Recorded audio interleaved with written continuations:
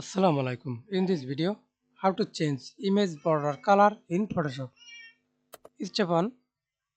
Select the image and with convert smart object, then click the magic wand tool, select rectangle multiple select, then zoom and click on color, then then click color palette and add any color. I use this color example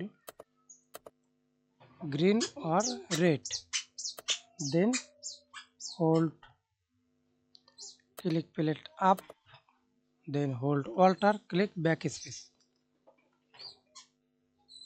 hold Alt, press backspace on your keyboard, then change color, press Ctrl S, then remove this and press Ctrl D, remove other effect. And step 2, select the image with effects, click effects, stroke and change color and resize the image.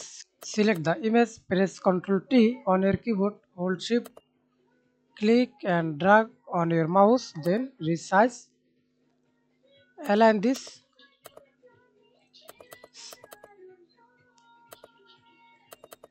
hold Ctrl, select another image, then align middle and center.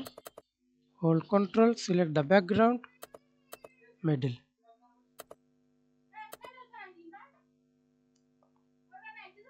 Okay.